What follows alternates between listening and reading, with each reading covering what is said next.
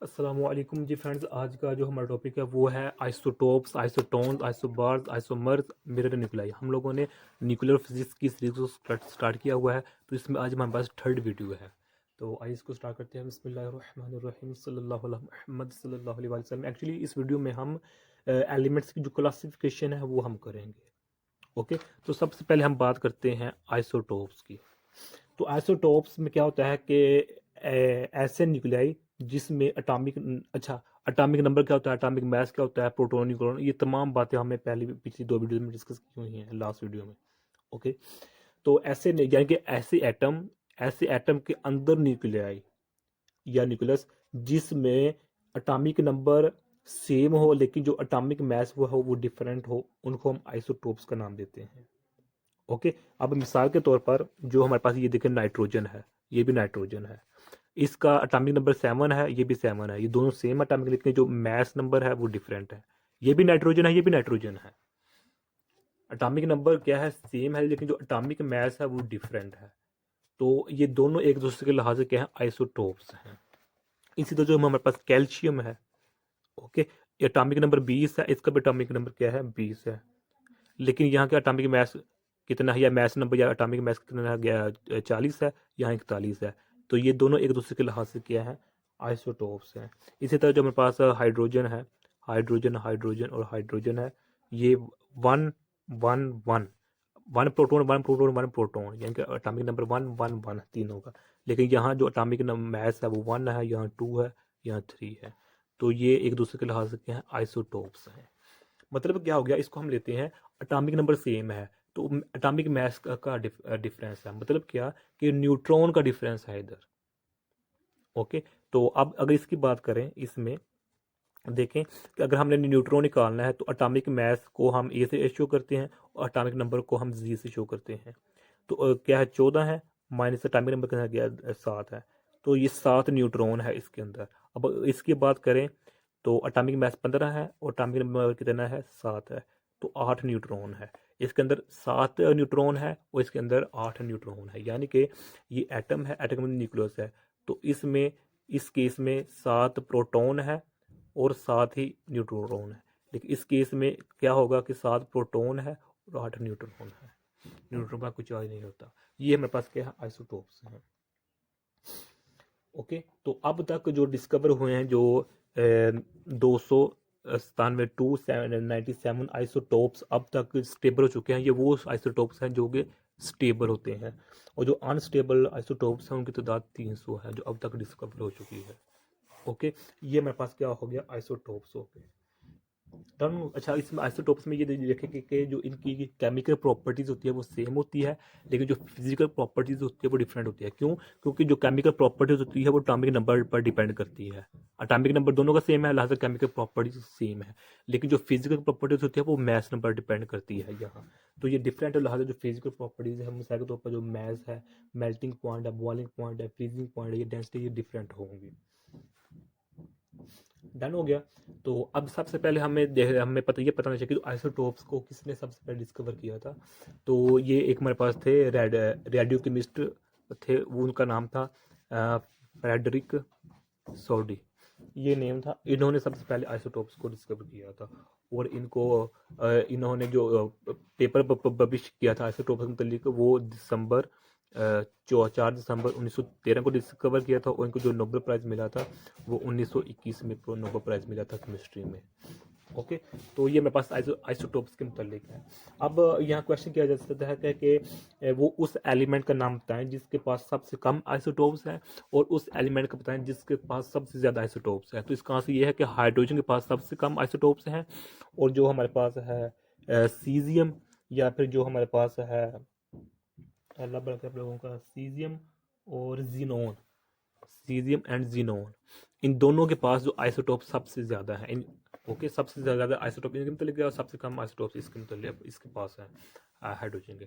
अब हम बात करते हैं आइसोटोन्स की।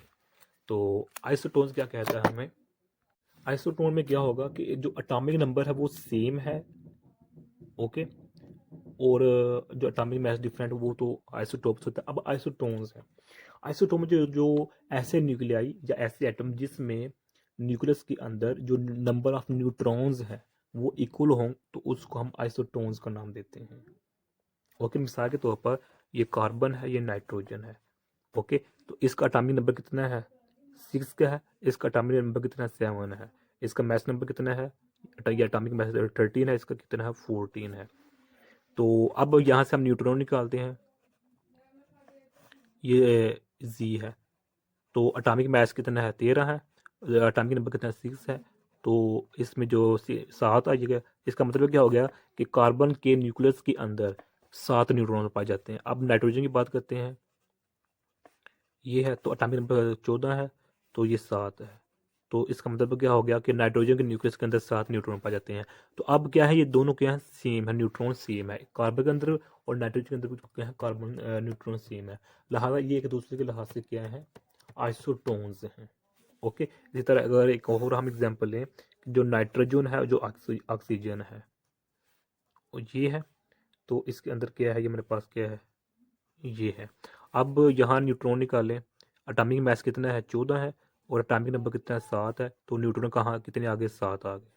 अब अगर इसकी बात करें तो एटॉमिक नंबर कितना है? 16 है, और एटॉमिक मास 16 है, एटॉमिक नंबर कितने? 8 है। तो यहाँ 8 आ गए। अब ये नाइट्रोजन और ये डिफरेंट है, लिहाजा ये एक दूसरे के लिहाज से आइसोटोन्स नहीं है। डन हो गया। तो अब हम बात करते हैं कि जो हमारे पास है आइसोबार्स या आइसोबर्स या आइसोबार, जो मेरे पास ये है। ओके, इस पर हम बात करते हैं। तो आइसोबार में क्या होता है कि ऐसे एटम के अंदर, ऐसे एटम जिनके न्यूक्लियाई में जो मैस नंबर है, जो एटॉमिक मैस है वो सेम रहे, लेकिन जो एटॉमिक नंबर है वो डिफरेंट रहे, उनको हम आइसोबर्स का नाम देते हैं। ओके, मिसाल के तौर पर ये कार्बन है और ये मेरे पास नाइट्रोजन है। ये कार्बन 6 है और ये कार्बन 14 है, और एटॉमिक मैस 14 है। इसका एटॉमिक नंबर 7 है, इसका एटॉमिक मैस नंबर 14 है। अब यहाँ पर ये क्वेश्चन कर सकते हैं कि यहाँ मैंने तो ये तो 6 है, यहाँ भी 6 है, लेकिन यहाँ 13 लिखा है, यहाँ 14 लिखा है, ये क्या है? तो जिस तरह हमने ये यहाँ बताया था कि आइसोटोप्स, ये क्या है कि ये कार्बन, इस कार्बन का क्या है, ये एक दूसरे के लिहाज से क्या है? आइसोटोप्स हैं। यानी कि इसका और इसका एटॉमिक नंबर, यानी कि जो प्रोटॉन है वो तो सेम है, लेकिन जो मैस नंबर है वो डिफरेंट है। लिहाजा ये कार्बन और ये कार्बन एक दूसरे के लिहाज से क्या है? आइसोटोप्स हैं। ओके, तो लिहाजा अब ये देखें, यहाँ आ गया, तो यहाँ से निकालें कि जो हमारे पास है, यहाँ इसका जो एटॉमिक नंबर है वो 6 है, और एटॉमिक मास कितना है? 14 है। और इसका एटॉमिक नंबर कितना है? 7 है, और एटॉमिक मास कितना है? 14 है। या मास नंबर भी है, एटॉमिक मास क्या है? 14 है इसका। ओके, तो अब क्या है, ये दोनों सेम है, एटॉमिक मास सेम है, लिहाजा कार्बन और नाइट्रोजन एक दूसरे के लिहाज से क्या है जी? ये आइसोबर्स हैं एक दूसरे के लिहाज से। ओके, इसी तरह हम एक और एग्जांपल लें कि हमारे पास आर्गोन है, इसका एटॉमिक नंबर कितना है? 18 है, मास नंबर 40 है। इसी तरह जो मेरे पास पोटाशियम है, एटॉमिक नंबर कितना है? 19 है, लेकिन जो हमारे पास मास नंबर है वो 40 है। इसी तरह कैल्शियम है, एटॉमिक नंबर 20 है, लेकिन जो मास नंबर है या एटॉमिक मास वो 40 है। तो अब यहाँ क्या है देखें, ये भी 40, ये भी 40, जो एटॉमिक मास सेम है तीनों का, लिहाजा ये तीनों एक दूसरे के लिहाज से क्या है? आइसोबर्स हैं, आइसोबर्स हैं, आइसोबार्स हैं। ओके, तो अब हम बात करते हैं आइसोमर्स की, कि जो हमारे पास आइसोमर्स क्या होते हैं। तो अब जो हमारे पास आइसोमर हैं, आइसोमर में क्या होता है कि इनका जो ऐसे निकले जिसमें एटॉमिक नंबर भी सेम है, और जो मैस नंबर या एटॉमिक मैस है ए है वो भी सेम है, लेकिन डिफरेंस कहाँ पाया जाए कि इनकी एनर्जी में डिफरेंस पाया जाए।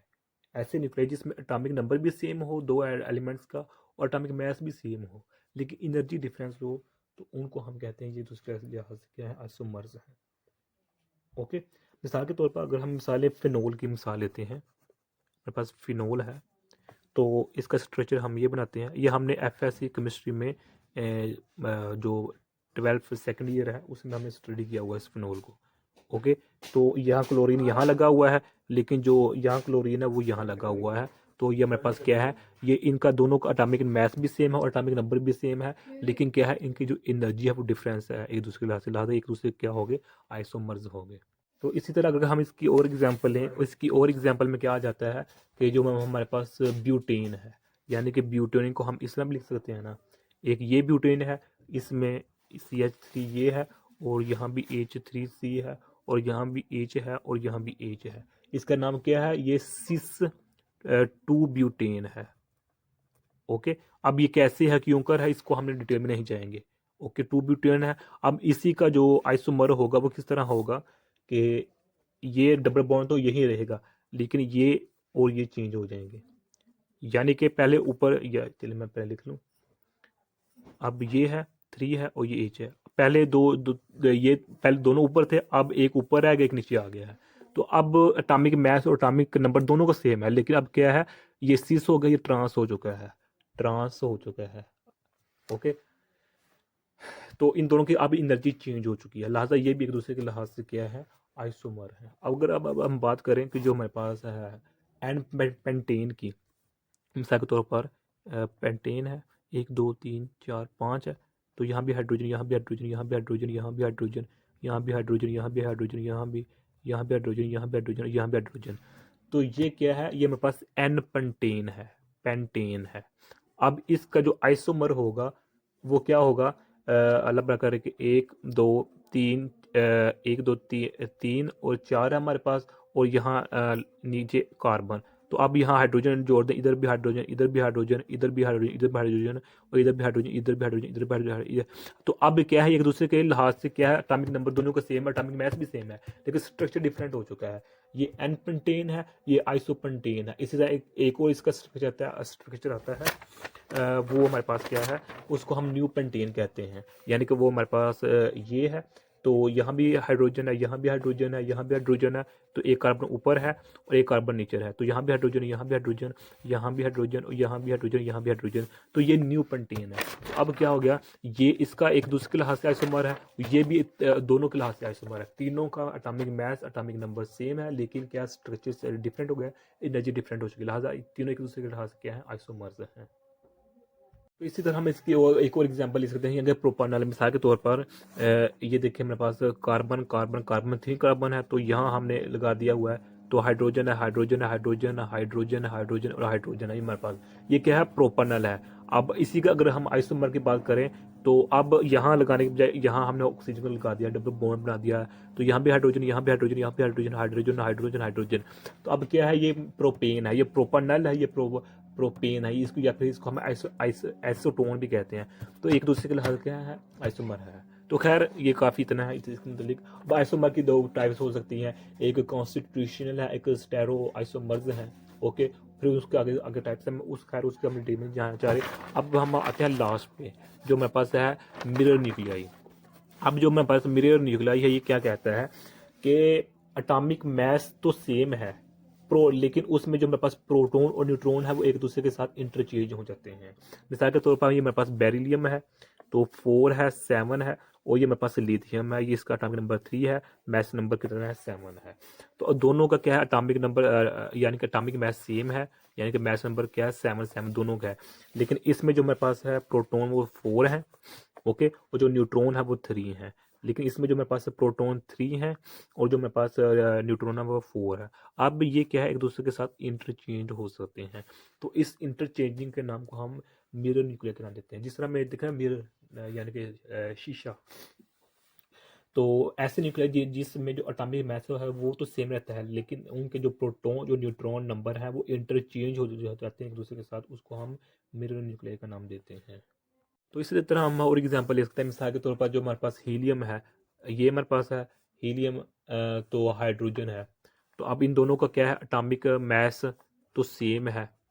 ओके, तो अब इसका अगर हम प्रोटोन प्रोटोन एटॉमिक नंबर कितना है, प्रोटोन 2 है, तो 3 में से 1 निकालें तो न्यूट्रॉन 1 आ जाता है। तो इसका एटॉमिक नंबर कितना है, प्रोटॉन कितना है, 1 है, और इस 3 में से 1 निकालें तो न्यूट्रॉन आ जाता है। तो अब यहाँ क्या है, एक दूसरे के साथ इंटरचेंज हो सकते हैं, लिहाजा हीलियम और हाइड्रोजन के दूसरे के लिहाज से क्या है, ये हमारे पास क्या है, मिरर न्यूक्लियाई है एक दूसरे के लिहाज से। तो यही आज का हमारा इतना सा टॉपिक था। जज़ाकल्लाहु खैरा। तो जो हमारे पास आने वाली नेक्स्ट वीडियो होगी उसमें हम देखेंगे कि जो रेडियो एक्टिविटी क्या होती है, रेडियो एक्टिविटी डिके क्या होता है, तो उसके यूनिट्स क्या होते हैं, properties of alpha beta and gamma rays पाई बाई। तो ये अल्हम्दुलिल्लाह मुकम्मल तौर पर सीरीज़ स्टार्ट की हुई है। तो ये मुकम्मल एचईसी की आउटलाइन के मुताबिक होगी, यानी कि यूओजी की आउटलाइन के मुताबिक होगी। तो बस थोड़ा एक दो टॉपिक का डिफरेंस हो सकता है, अदरवाइज़ अल्हम्दुलिल्लाह मुकम्मल सीरीज़ बनेगी। तो आज का हमारा टॉपिक यहीं तक था। जज़ाकल्लाहु खैर। अस्सलामु अलैकुम व रहमतुल्लाहि व बरकातुहू।